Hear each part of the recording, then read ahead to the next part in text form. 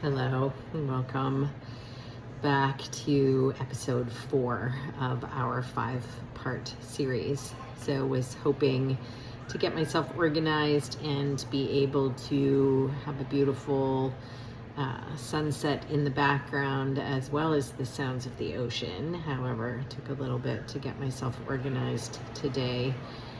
And so what you have is the sound of the ocean together with a very dark sky. So it would be cloudy with no stars either. So enjoy the sounds of the ocean and imagine if there was a beautiful sunset, what that might look like. So our episode today is about taking a look at applied. So the opportunity for Map of Consciousness applied, calling it seeing through the eyes of consciousness.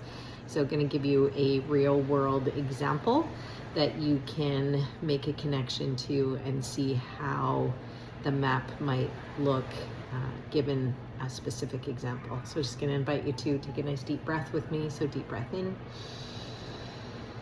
and let it go.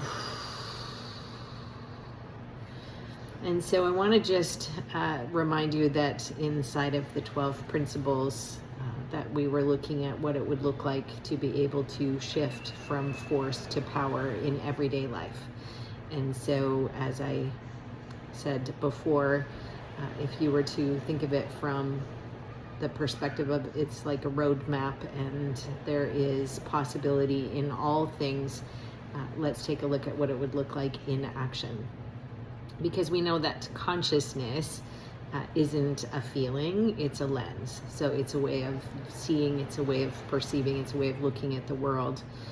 And it's through that lens that we create our interpretation of what we think we see. So I'm going to tell you a story. So it's a simple story. It's a simple story about a stray dog. And I'm going to walk you through how that very same dog might appear to us at each level of the map of consciousness. So picture this. You're walking downtown and you see a scruffy, matted dog limping near the curb. No collar, no leash, ribs are showing, eyes tired. The dog doesn't change, but watch how your perception changes as we climb the level of consciousness.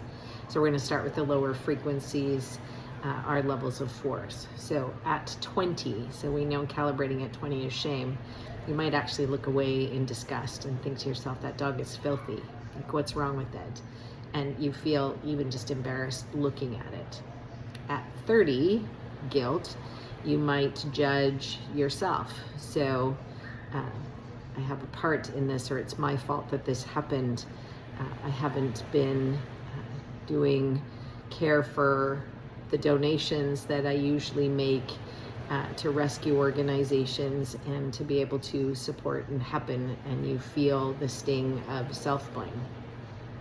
At 50, where we hit apathy, you may sigh and feel that sense of, nothing can be done, and hopelessness will replace empathy. At 75, you might grieve. So we know 75 is the level of grief. Your heart breaks. How tragic. Poor thing. You ache, but stay frozen in your sorrow and your sadness. If we go to 100, which is calibrating at fear, you might back away. So, I don't know this dog. It might bite. I could get hurt. I don't feel safe. At 125, we hit desire, and you want it fixed. So somebody should call animal control, somebody should help, and you start looking for someone else to act, someone else to do something. If you were at 150, you might feel anger flaring up. So people are horrible. How could anyone abandon a dog? And that fire of injustice burns in your belly. And we know, even at that level, we're still in force. At 175, where we hit the final level of force, you rise above it. So I would never let that happen. I take care of my animals. And you experience superiority versus, say, the experience of service. So then we know that we've hit the threshold. So when we move from the threshold of pride and we cross into power, we hit 200, and then we're at courage. So if you were to witness at that level, you stop walking. Maybe I can help. You kneel down. You call softly to the dog. At 250, you are in neutrality, so you release judgment. So it's okay. You know, he's doing what he needs to do to survive, and you accept what it is that you're seeing and what's in front of you. At 310, we have willingness, and so at that level, you act. So you look for water, you look for a shelter, you look for someone to call. So you do what you can. At 350, we have acceptance.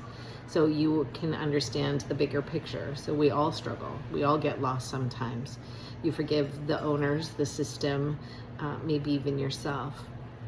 At 400, we calibrate at the level of reason, and you seek sustainable help. So you call a rescue, you plan resources, you start to think big picture and long term. At 500, calibrating at the level of love, something shifts. So you feel a warmth rising up in your chest, and you make connection with that dog, sweet soul, I see you. The dog senses you, senses your energy, and relaxes. At 540, where we calibrate at the level of joy, tears come. And you feel pure gratitude for being able to love at all. You feel a massive sense of love in your heart. At 600, we have peace. So there is no stray dog, there is no rescuer, just oneness shared in a moment of life, and the world feels perfect. At 700 to 1,000, the level of enlightenment, even that distinction dissolves. The dog is you. So a different form, same essence, and you see only God wearing a fur coat. So what I want you to reflect on, and I could give you many examples, we could look at and think about many examples, is that the dog never changed, but your consciousness did. And that's the miracle, is that the world doesn't have to change for you to experience heaven. You only need to raise your perception. When you live above 200, as we have been in the discovery of, you become a field of compassion. You no longer see enemies or victims or villains. You just see souls. And so that doesn't mean that you ignore pain or injustice. It means you meet it with a presence and an awareness instead of the often experienced feeling of panic. So in your life, so if we think of this in the largest context, in your life you will meet many stray dogs. So could be a family member in addiction, could be a colleague that's acting out and that you're having struggle with. It could be a stranger cuts you off in traffic. And each moment, no matter what the moment is, invites you to ask, at what level am I seeing this person right now? And if you catch yourself in shame, fear, or anger, don't judge it. Notice it. Breathe. Soften. And see what it would look like if you were to climb just even one level higher. And so that becomes the work of the daily work of conscious living. And what would happen? So if we think, again, we go to the collective and to the larger context. Imagine a world where millions of us choose courage instead of fear, compassion instead of judgment. The math that Dr. Hawkins gave us and discovered becomes real. And that we know that each person who calibrates higher offsets the weight of the thousands still struggling below. So when you choose love in a moment of frustration, you're not healing yourself, you're recalibrating humanity. I know that as you continue to watch what happens in the world, so we have had the hurricane in Jamaica, we have the ongoing struggles inside of the world of politics. We have so many things that continue to show up in the world that could trigger that lower calibration energy. And so if we stay committed to the higher levels of consciousness and we look at the exponential impact on that, we start to feel like we have the ability to make change where it feels like change is hopeless or impossible.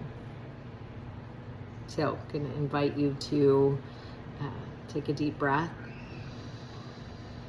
and close your eyes if you want to.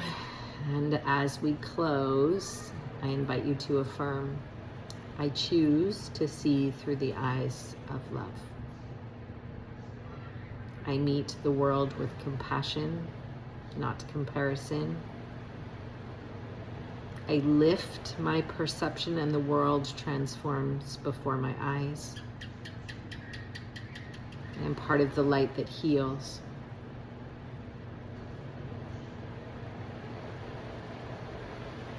Deep breath. Let it go. You can open your eyes. So thank you for seeing with me today. And so in our final episode tomorrow, we're going to bring it all together. We're going to integrate the map, the principles, and the practice of living above the line so that you can embody this power every single day. So until then, keep loving, keep seeing through the eyes of consciousness, and keep rising. I'll see you tomorrow.